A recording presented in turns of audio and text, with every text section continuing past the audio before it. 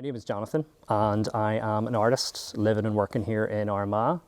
Art was something that has just been a lifelong passion of mine. From my earliest memories, I was always drawing, painting, working away, doing anything sort of art related. And I followed that through with my education. I did my national diploma in art and design in the Southern Regional College here in Armagh.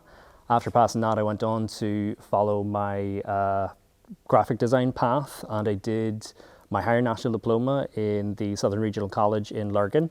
And once I passed that, I felt that it was right for me, that pursuing this path was what I wanted to do. So I moved down to Belfast and I began applying for every graphic design job that I could see available.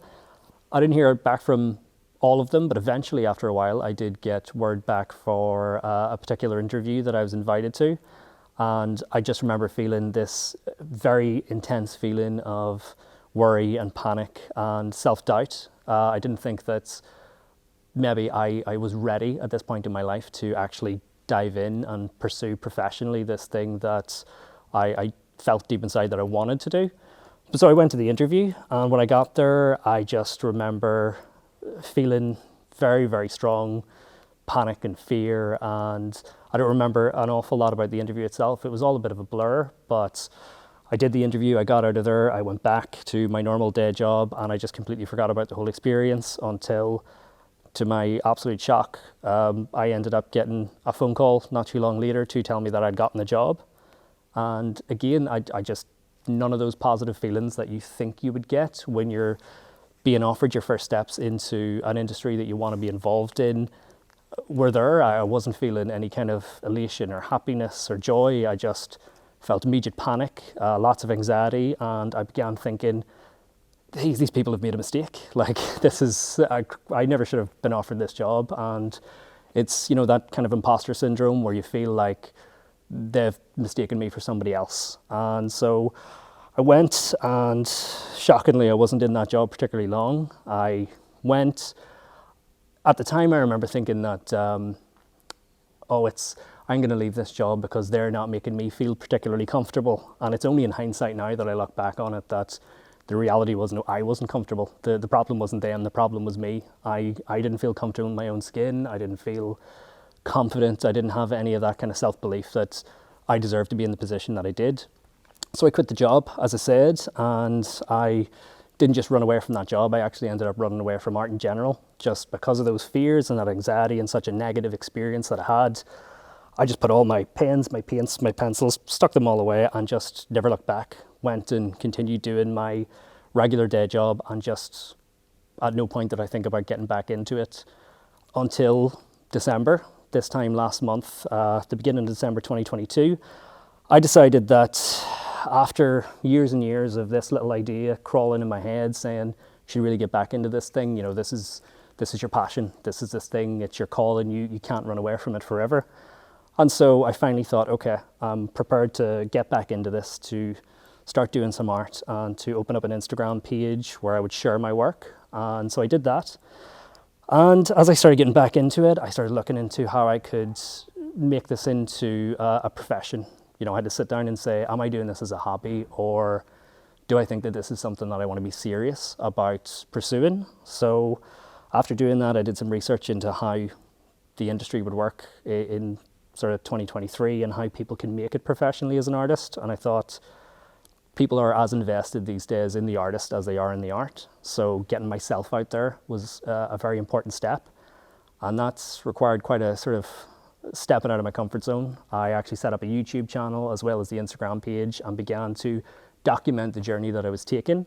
I felt that trying to get back into the art industry after 10 years of being absent from it just seemed like an interesting story and an interesting journey for me to document. I felt that it could be something that people might be interested in watching. So I just began filming things. I began putting stuff out into the world in hopes that I could hit an audience and that there might be people who would be as happy to follow me along in this journey as I was to take it. Tell us a little bit about your methods of art. We've seen some of the pieces that you've done. Just what's the process behind each of them? Yeah, the way I would produce any of my art is it's digital illustration. So I have my iPad, I have my Apple Pencil, and I sit using a program called Procreate, which is just a digital art application. And I would sit and a lot of the traditional art techniques that I would have learned through my education, they're just as applicable in a digital medium as they are in a traditional one. So in terms of sketching out any images that I do, I sit down with an idea in my head, I gather up a bit of reference material, and then I just begin making an initial sketch, just like you would do in any other sort of medium. And then I go into using the paintbrushes and sets like that to color in the images, rendering in any shadows or textures into the piece until I end up with a final piece. Mm-hmm. Yeah, and how is your how have you been getting on since you've sort of got back into the art world?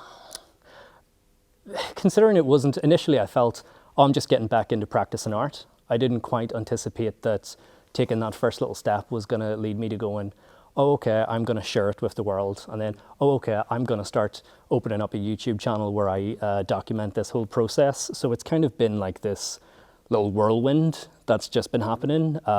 It's been such a big workload, but it's been so enjoyable. And for me, I think one of the first challenges that I got was, you had to make that decision that you wanted to go back to this thing, this love that you've had your entire life. But then it's putting yourself back out into that world. And I always just thought there was the saying, in order to get something that you've never had before, you have to do something that you've never done before. And so I had to just take that leap and decide that, all right, I'm going to put my face out there. I'm going to talk and show this journey. So it's been an awful lot of having to take leaps of faith. Mm-hmm. It's been an awful lot of trying to get over fears and hang-ups and insecurities that I have. I'm quite a private person, so putting myself out there into the world, it just wasn't an easy thing to do, but I absolutely felt it was the right thing to do, and I felt something, I'm passionate about this, so I'm very happy to give it the best opportunity that it has to succeed. So I went for it, and it's just been one very interesting hurdle after another. And so what's your ambitions then for the future and for the brand, as you're getting back into it, you're sort of an up-and-coming local artist, what do you want to see in the coming months and years as well? Yeah, I had to sit down and really kind of figure out a bit of like a roadmap of how exactly I wanted to go about all of this. And, there was a lot of the branding that got involved. I called the page and the channel Shibru Studios. It was, a nice, playful kind of name that I felt fitted in quite well with the aesthetic of the art. I'm going for very kind of bright, colourful, vibrant children's book style illustrations. And the first thing that I knew I wanted to do was I'd seen an advertisement for the Armagh Craft Fair, which I believe is happening in May this year. I thought that's absolutely something I'd love to get involved with. So I was in touch with the people who are involved with the submission process. I'm currently producing work based on Armagh, different landmarks and different parts of the town itself, because I feel like that's the kind of thing you would want to bring to a craft fair in the town. So I would definitely like to continue producing art that's based around the city to try and get it out to that kind of an audience. As well as that, it's growing the brand that I have at the minute, making sure that I'm getting more eyes on my art, making sure I'm getting more people to come and check out the YouTube channel, to check out the content that we're producing. And one of the biggest things that I wanted to do was give back something to the city itself. As you can see, I'm getting inspiration from different parts of Armagh, and that's the city given to me. So you always want to take something back and give it out to the community. And one of my main inspirations for that was I'd seen an article on Armagh about the local illustrator who every Christmas would put out a charitable Christmas book, and all of the proceeds from that would be donated to worthy causes. And I remember seeing it long before I even started or even had the idea to get back into it, and thinking that's such an incredible idea. So naturally, whenever I started taking this journey, I thought, well, I'm in that position where I could do something similar. And if I look at Willie Nugent and the work that he does, and I'm inspired by it, well, I can absolutely walk in those footsteps too and do something to, help out the community that's given me so much over my life. Yeah, and you say, is that your main aim, is to give back? It's definitely one of them, absolutely. Of course you want to give back and you want to be a part of the community who can use your art to help other people. The one thing is you want other people to see your art, but you want it to be able to have a positive effect on people's lives. Mm-hmm. So it's definitely one of the main goals that I have. It's ironic that we're actually filming this in the Marketplace Theatre in Armagh, because I've always had a dream that I would love to have my work exhibited here as well. This is a place that I would come to quite regularly and check out a lot of the exhibitions that go on. And then the idea that I could actually have my work up on the walls one day is definitely a motivation and a driving force. So giving back to the community and finding a place for your art to help other people is one thing, and of course just having your own individual personal goals that you'd like to achieve along that road, they all kind of go hand in hand. Yeah, and I suppose you said that you ran away from art, but you came back because it was really your passion. Yeah. I suppose you must be so glad that you've come back and you're able to really try and Yeah, without a doubt. I mean, coming back and pursuing your passion, it's like one of those things. I think that every single person in the world, like I've started taking this journey, but it's not because I have something special that nobody else has. Every single person has something that is their individual talent. Like inside of us, we've all got this little treasure that's there. It's just a case of, it's quite a brave thing to go on that sort of self-discovery journey to find what it is that you have inside you that you can put out into the world. And everybody has it. It's just a case of, are you brave enough to take the steps to actually go and find what it is and share it with the world around you? So I'm so glad to have gotten back into it, because I think, as I'd mentioned, being away from it for 10 years, it would constantly rear its head, in little sort of intervals. Obviously, life goes on, you get busy, but that little voice, it's in the back of your head saying, you need to be doing this, you need to be doing this, you need to be doing this. And in certain ways, I was always still involved in my love of art. As I mentioned, I would come here and check out exhibitions all the time. And you're doing that because there's just this draw that you have towards whatever it is that your passion is. In my case, it was art. So you're always finding your way back into it in one way or another. But finding the bravery to actually do it yourself, that was the stumbling block. And the reality is I just had to get out of my own way to do it.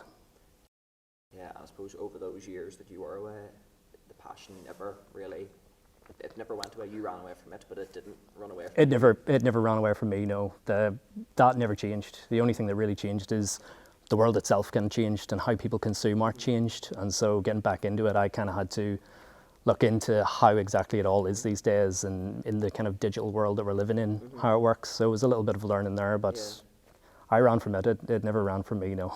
Do you think through your methods and how you're doing it is really, it shows that transition? Because you said you were doing it on your iPad with your Apple Pencil. It might be different how people would have produced art in the past, and then as well as that, you've been building an online presence. Do you feel like that art has changed since you were last involved? You know what I mean? That's an interesting question, because obviously in a lot of ways it has, because I'm not doing it with a pen and paper and paints and a paintbrush in that sense. It's all being done in a digital format, but the process itself isn't any different. Like I produce the artwork and the illustrations that I do now in the exact same way that I did it traditionally. It's done on a screen as opposed to paper, but everything else is still the same. You're still producing it, you're still requiring the same amount of time and dedication. You still have to have the ideas and the imagination to come up with what you want to do for a piece. So it's, in a lot of ways it is different, but there's so many different little crossovers where all of the skills that I had learned from doing art traditionally, they're very transferable into doing it in this slightly more digital way. Art is a lot of the time is about the artist as well.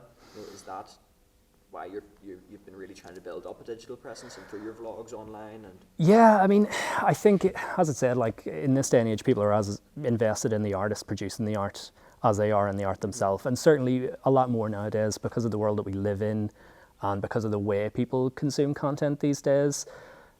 Everyone's very out there. It's very much a kind of social media space that we live in nowadays, and I think that the people who tend to be at the top of their industry, they're also a face of it. They're selling themselves as much as it is they're selling the products that they produce.